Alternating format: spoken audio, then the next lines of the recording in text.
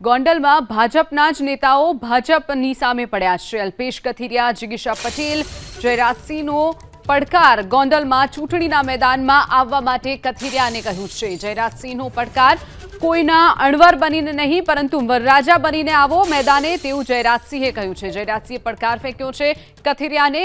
ભાજપ હાઈકમાન્ડમાં પણ તેઓ ફરિયાદ કરશે તેવી પણ તેમણે વાત કરી છે। મીડિયા સમક્ષની વાતમાં તેમણે કહ્યું કે હાઈકમાન્ડમાં પણ વાત કરવામાં આવશે। અલ્પેશ કથિરિયા, જિગીશા પટેલ જનતાનો આક્રોશ જોતા જ તેમને ભાગવું પડ્યું હોવાનું પણ જયરાજસિંહે કહ્યું છે।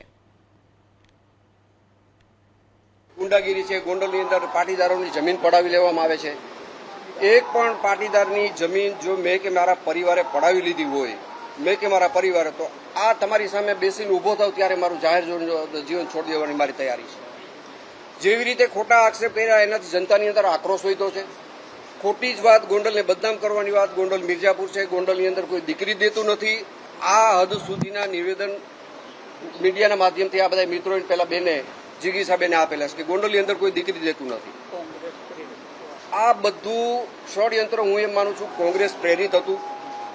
આ રેલી દરમિયાન મને જાણવા મળ્યું કે ગોંડલમાં કોઈ દિનેશભાઈ પાથર છે, એને અમારા બેનર જે લાગેલા હતા એ બેનરને તોડવાની કોશિશ કરી, અમુક બેનરો એને તોડ્યા, આનાથી જનાક્રોશ વધ્યો અને ગોંડલની સ્વયંભૂ જનતા બહાર નીકળીને ગોંડલને બદનામ કરવાવાળા જે લોકો બહારથી આવેલા હતા એને જાકારો આપવા માટે તમામ જનતા, તમામ સમાજ, ખાસ કરીને લેવા પટેલ સમાજ મોખરે રહ્યો છે કે અમારા ગામની અંદર શાંતિ છે, અમારી શાંતિ હણવા માટે કોઈ પ્રયત્ન કરે નહીં અને આ તમને ગોંડલની જનતાનો જવાબ છે અને ગોંડલની જનતાનો આક્રોશ।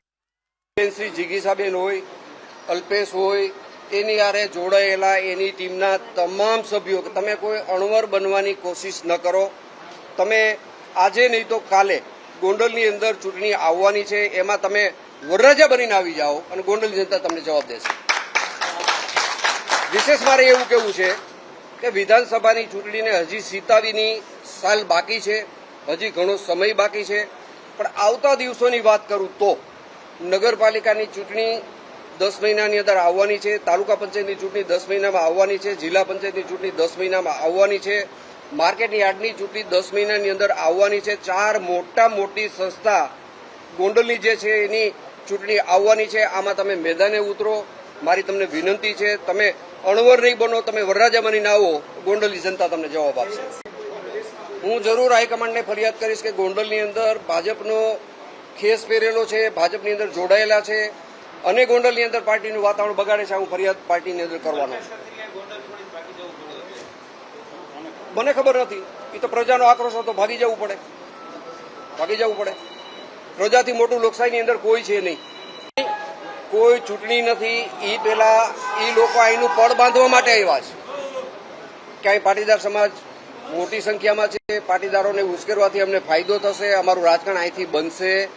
પણ આ પાટીદાર આંદોલન વખતે જે નાપાસ થયેલા છે, પાસ તરીકે નાપાસ જે થયેલા છે, એ લોકો ગોંડલનું વાતાવરણ બગાડી રહ્યા છે।